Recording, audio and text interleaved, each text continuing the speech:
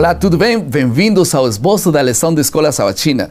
Estamos agora no primeiro trimestre de 2013 com a primeira lição. O título da lição, de forma geral, é Origens, um fascinante tema que nós estudaremos ao longo desses programas do esboço da lição da Escola Sabatina. Um anúncio importante para todos vocês que têm interesse no tema de criacionismo. O dia 1º de fevereiro, nós teremos em todas as igrejas, através do canal executivo e também na internet, no endereço seguinte, um e-mail seguinte, no endereço eletrônico, né? aovivo.adventistas.org. Anote esse tema, aí está aparecendo na tela. Estaremos dialogando, fazendo um bate-papo com especialistas aqui durante 1h30, 8 da noite até 9h30. Será um programa espetacular, falando sobre criacionismo, sobre todos esses temas apaixonantes que têm a ver com criacionismo ou evolucionismo. O título do programa será Em Busca das Origens. E esperamos que todos vocês possam passar a voz para participar desse programa. Nesta ocasião está conosco o Michelson Borges, convidado especial para comentar este esboço da lição da Escola Sabatina. O Michelson Borges é jornalista de profissão, trabalha como editor na Casa Publicadora Brasileira e também é pesquisador conhecido na área de criacionismo. Bem-vindo ao nosso programa. É um prazer, pastor, estar com vocês aqui no esboço da lição da Escola Sabatina. Vamos então fazer uma oração, em seguida entraremos no esboço da lição da Escola Sabatina. Bondoso Deus, nosso Pai, nosso Criador, nós te louvamos pelo privilégio que temos de abrir Tua Palavra, entender a Tua revelação e perceber que Tu és um Deus todo-poderoso e também um Deus todo-amoroso. Amém. Esteja conosco aqui, também com as pessoas que nos assistem neste momento, que Teu Santo Espírito abra o entendimento de cada um. É o que nós pedimos e agradecemos em nome de Jesus. Amém. Nós queremos introduzir à lição algumas ideias interessantes. Eu tenho aqui um relógio artesanal, bem simples, com alguma decoração diferente. Aqui temos outro relógio, um pouquinho mais assim visual, feito artesanalmente também, de um país por aí, especialmente de uma cidade em Palmas, né? Nós recebemos de presente, mas todos têm uma função, dar a hora. É difícil imaginar que esses relógios têm uma origem assim pela casualidade. Surgiram, daí uma pedrinha se juntou com um cartão e aí deu uma forma. Vocês e eu riríamos um pouquinho da possibilidade de esses relógios ser criados ou ser transformarem pela casualidade no que são agora. E justamente esse será nosso tema desse trimestre, e o foco da lição especificamente desta semana tem que ver especificamente com isso. A criação é a verdade fundamental nas Escrituras. Vamos passar à segunda parte do nosso esboço, que é a compreensão do texto. Nós temos duas partes para tocar nesta primeira lição. A primeira parte, Jesus é o alfa e ômega, o princípio e o fim. E a segunda parte da lição, nós falaremos sobre a Bíblia assume que Deus existe. Essas duas partes nós vamos comentar rapidamente. E a primeira pergunta que eu gostaria de fazer para Michelson é: quem é o Deus Criador apresentado na Bíblia? Quem é esse Criador? E o que isso tem que ver, o que isso é importante para nós, os seres humanos? Pastor, eu creio que a lição ela começa muito bem ao introduzir o assunto do Criador, antes de tratar da criação. Se nós pensarmos que os deístas, por exemplo, eles têm uma ideia um tanto distorcida a respeito disso, porque pensam que Deus teria criado o universo e depois se afastado, como alguém que dá corda no relógio, depois deixa o relógio funcionando por si mesmo, né? Ou então dos panteístas, que creem que Deus seria algo diluído na natureza. A Bíblia, ao contrário dessas visões, apresenta um Deus criador pessoal e introduz o primeiro livro, Gênesis, justamente com as palavras: no princípio criou Deus os céus e a terra. Mas não para aí.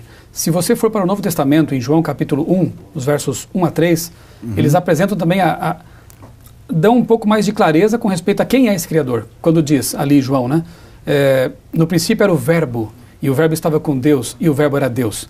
Portanto, para a Bíblia, Deus não é apenas um Deus todo-poderoso, mas é um Deus todo-amoroso e um Deus totalmente envolvido na história humana, porque Ele criou este mundo, depois houve um processo de decadência por causa do pecado, mas Deus não abandonou este mundo, não abandonou os seres humanos. Ele se encarnou, veio na pessoa de Cristo, viveu conosco, morreu por nós e prometeu restaurar este planeta, como é o tema que veremos mais adiante, né, umas semanas adiante. Portanto, o Deus da Bíblia é um Deus realmente extraordinário, fantástico, inimaginável, porém, podemos vê-lo no contexto humano porque ele se tornou um Deus presente, um Deus imanente. O Deus Todo-Poderoso de Gênesis é apresentado no Novo Testamento como Deus, homem, Cristo Jesus. Muito, muito interessante. Na realidade, a Bíblia não tenta provar que Deus existe. Ele assume que essa verdade que é certa, é absoluta a si mesmo, né? Então, a pergunta é: existem evidências lógicas de que o universo tenha sido criado por Deus? Hoje nós chamamos esse estudo das evidências, alguns chamam, né, de design inteligente. Quando o apóstolo Paulo escreveu o que eu vou ler aqui, naturalmente que esses termos não eram usados, né? Essa teoria não era nem desenvolvida, mas o que ele escreve aqui é exatamente essa ideia, porque ele, em Romanos capítulo 1, verso 20, nós lemos: os atributos invisíveis de Deus, assim o seu eterno poder, como também a sua própria divindade, claramente se reconhecem desde o princípio do mundo, sendo percebidos por meio das coisas que foram criadas. Tais homens, e aqui Paulo se refere aos incrédulos, são por isso indesculpáveis. Por que indesculpáveis? Porque quando você vê uma digital impressa sobre alguma coisa, você pressupõe que alguém imprimiu essa digital. Quando você observa um relógio, como foi apresentado aqui no início, você também pressupõe que para que ele existisse, deve ter havido um relojoeiro. Informação complexa, específica, não surge do nada. E só no núcleo de uma ameba, por exemplo, se encontra ali mais informação do que os 30 volumes de uma enciclopédia como a britânica. Numa ameba. Imagine agora se nós avançarmos no nível de complexidade para pensar no cérebro humano, nos órgãos dos quais dependemos para viver, no olho humano, né, que deixava Darwin todo preocupado, porque a complexidade específica e a informação que está em abundância na vida, na natureza, ela aponta sim para um Criador. Portanto, aquilo que foi criado aponta para o Criador. Nós vemos complexidade nas leis que regem o universo, leis que são finamente ajustadas, que se mudassem apenas alguns parâmetros, em pequenos percentuais, a realidade desmoronaria. Nossos átomos se dissolveriam. Se a gravidade que atrai a Terra para o Sol fosse um pouquinho mais forte, a gravidade do Sol, a Terra poderia despencar no Sol. Tragédia total. Se a gravidade fosse um pouco mais fraca, a Terra poderia escapar pela tangente e ficar flutuando pelo universo, né, sem a sua estrela. Nós temos ali as forças, né, e as constantes que fazem a manutenção da vida, ou promovem essa manutenção, finamente ajustadas como se o universo esperasse, já que nós viéssemos a chegar aqui, né? Então você vê realmente um nível de complexidade tremendo no universo e na vida. E isso tudo certamente aponta para um Criador. Um Deus Criador. Vamos passar rapidamente a segunda ou terceira parte do nosso esboço, que é a aplicação. Nós teríamos que fazermos alguma pergunta clara agora para poder aplicar nossos dia a dia. A pergunta seria: que esperança nos traz a compreensão de que o mesmo poder criador, aquele mesmo Deus que fez os céus e a terra, está disposto ou disponível para todos os que creem? Será que há essa mesma disposição para o tempo de hoje? Pastor, Moisés, quando escreveu o seu relato ali em Gênesis, ele poderia usar várias palavras para criou, mas ele escolheu especificamente uma que se aplica unicamente a Deus, é o verbo bará, no hebraico. Sim. Bará é um verbo que se aplica somente a Deus. Somente Deus tem poder para criar do nada tudo. Nós chamamos isso de criação ex nihilo. Deus não precisou de matéria pré-existente para trazer o universo, para modelar o universo. A palavra de Deus materializa a matéria, não é? Traz à existência a matéria e a energia necessárias para que haja a realidade, o universo. Quando nós lemos aqui o Salmo 51, no verso 10, quando Davi escreve: cria em mim, ó Deus, um coração puro e renova dentro de mim um espírito inabalável. E quando nós vamos ao original e percebemos que Davi também usou a palavra bará, aqui neste verso, nós entendemos que Deus, ele também pode recriar ou criar na pessoa aquilo que não existia. Por exemplo, ele pode pegar uma pessoa corrompida pelo pecado e criar nela pureza. Pode pegar uma pessoa que foi destruída por uma vida pecaminosa e criar nela integridade. Isso quer dizer um coração novo. Então, se você em algum momento duvidou de que Deus pode transformar sua vida, de que Deus pode mudar completamente o seu coração, lembre-se que o mesmo Deus que disse, haja luz, e a luz apareceu, é o mesmo Deus que diz, eu quero que você seja uma nova criatura, eu quero que você tenha um novo coração. E isso vai acontecer se você crer. Deus não precisa de matéria pré-existente, assim como Deus não precisa que você seja puro, perfeito, para que Ele o aceite e o transforme. Deus pega o que você é e torna naquilo que Ele quer que você seja. Essa é a grande esperança que encontramos na descrição desse Deus criador e recriador. Que maravilhoso saber que Deus nos dá essa oportunidade, mas precisa que o ser humano abra o coração, aceite. O maior esforço que Deus faz não é convencer-nos a partir de seu poder.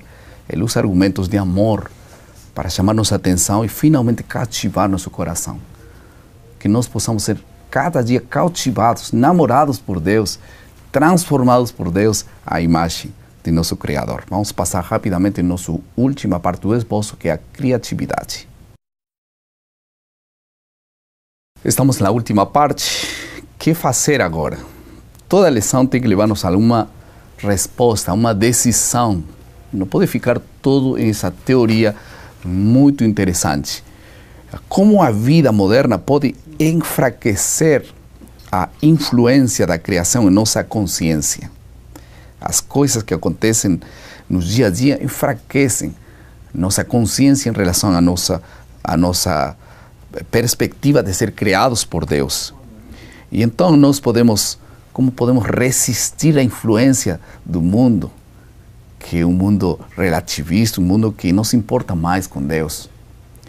Eu gostaria que esta semana, você, eu, todos os professores possam levar os alunos, as pessoas que nos estão assistindo ali, possamos tomar uma decisão bem clara.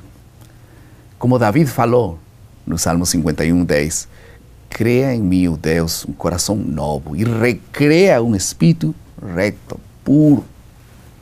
Nós podemos tomar essa decisão. Se o Senhor quer e vocês querem, Deus quer. Vamos fazer uma oração. Querido Pai, por favor, assim como o Senhor nos criou, o Senhor possa recriar um coração novo, limpo, cada dia, em cada um de nós. Esta lição possa nos ajudar a ter consciência que Deus existe, Deus nos criou e Deus quer restaurar e Deus quer também recriar nosso coração. No nome de Jesus. Amém. Amém.